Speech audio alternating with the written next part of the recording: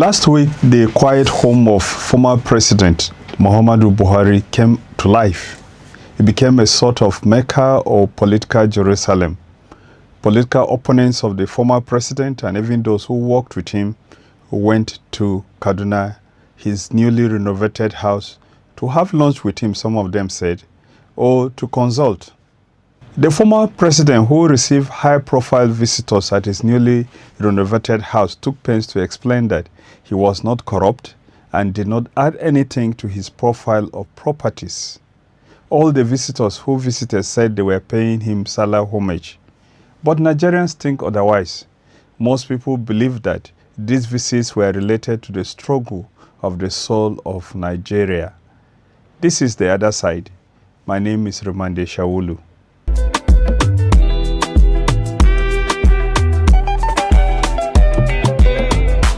The last to visit the former head of state was the former Kano State Governor and Chairman of the All Progressive Congress, APC, Alhaji Abdullahi Ganduje, and the party's National Working Committee members who visited him in Kaduna.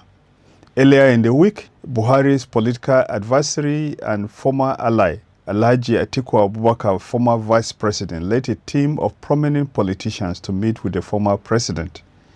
The former governor of Kaduna State, Alhaji Nasiru El-Rufai, who had visited Buhari on previous occasions, also accompanied the vice president. And the vice president was accompanied on the visits by former governors of Benue State, Gabriel Suswam, Jibrila Bindo of Adama, and Achike Udenwa of Imo State. The Progressive Governors Forum, also led by the Imo State Governor, Senator Hob Uzodinma, also paid Buhari a visit. In the team of visitors were Obasani, Governor of Kaduna State, and 10 other governors, including Governor Mohammed Inuwa of Gombe, Abdurrahman Abdurazak of Kwara, Abdullahi Sule of Nasarawa, Francis Mweforo of Ebonyi, Nasiru Idris of Kebbi, Monday Okpebolo of Edo, and Usman Ododo of Kogi.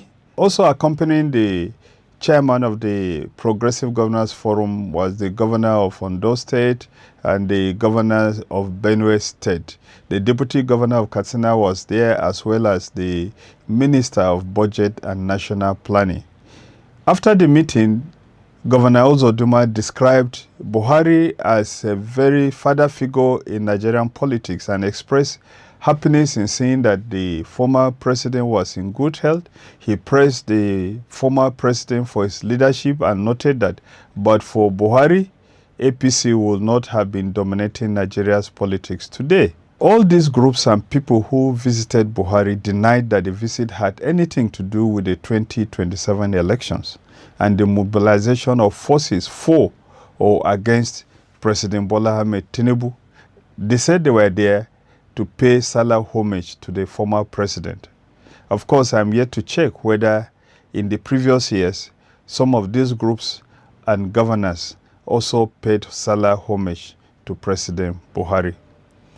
Notwithstanding the arguments and speculations about the political nature of the visit, it's important to note that the former president previously received high-profile visits, including visit to Daura by his successor, Senator Bola Ahmed Tinubu, and of course, former governor of Kaduna State and the Senate President Akpabio had previously visited Buhari after he left office. All the people who visited Buhari publicly before now said they were there to meet him over national issues, security, and the issues of governance. And this is why the denials by the current visitors that they were there for political reasons raises a lot of questions. The denial of the political nature of these visits have only given life to the various interpretations and speculations concerning the visits. No one will believe any members of the opposition political parties who visited Buhari that they were not there to seek for his support against their coalition that they are putting together to force out President Bola Ahmed Tinubu. And of course, it is easy to interpret that the progressive governors and the APC National Working Committee were there in Kaduna to persuade the former president not to jump ship and abandon the APC. At stake are the fabled 7 to 10 million votes that President Buhari presumably controls in northern Nigeria. These were the votes that he consistently received when he contested for the presidency of Nigeria in 2003, 2007, and 2011. When the AD group teamed up with Buhari's CPC and the rebellious PDP members led by Vice President Abubakar Atiku, the combined votes that they had helped Buhari to defeat President Goodluck Jonathan in the 2015 election. However, as a Kaduna-based journalist asked me, does Buhari still have the influence despite his dismal performance as president for 8 years? Senator Ndumi says yes. According to Ndumi, Buhari is still an important factor in the 2027 election.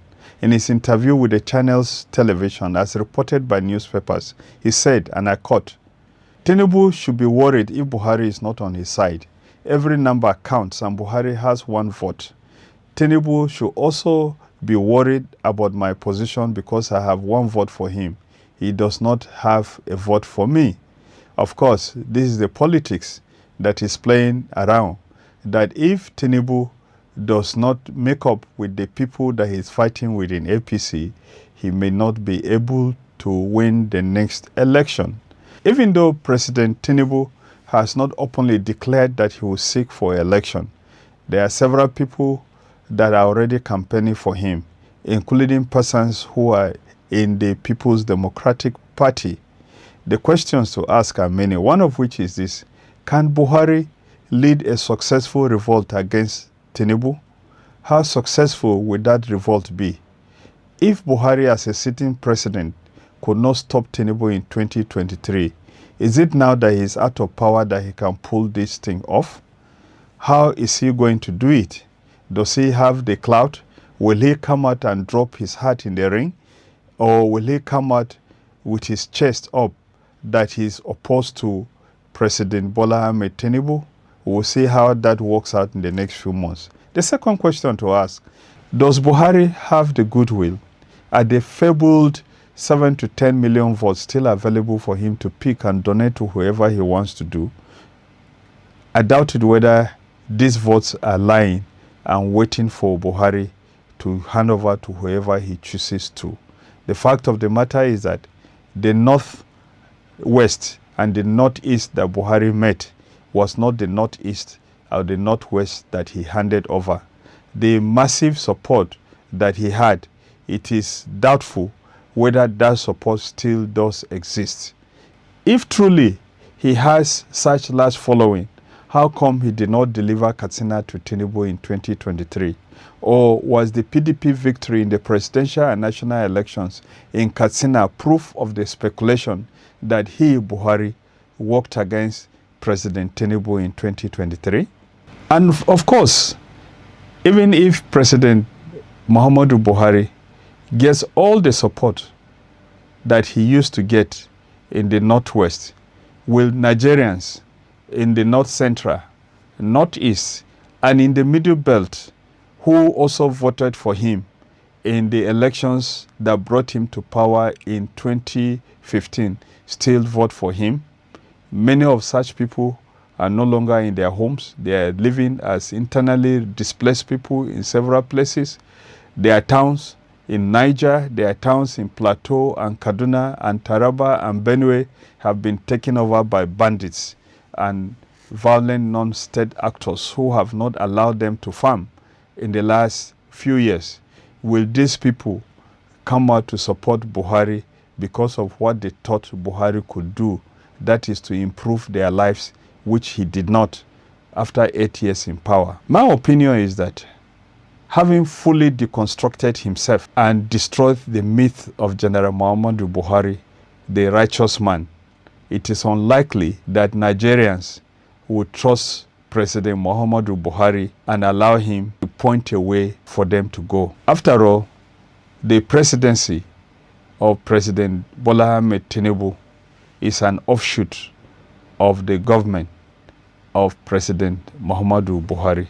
Let me have your opinion about the attempt to bring President Muhammadu Buhari back to politics so that he will work to install the next president. If you are going to vote in the next election, will you take the advice of President Muhammadu Buhari, who did not perform well and left Nigeria more divided than Nigeria had ever been, and left Nigeria more in the hands of non-state actors who are violently kidnapping and killing people across the country?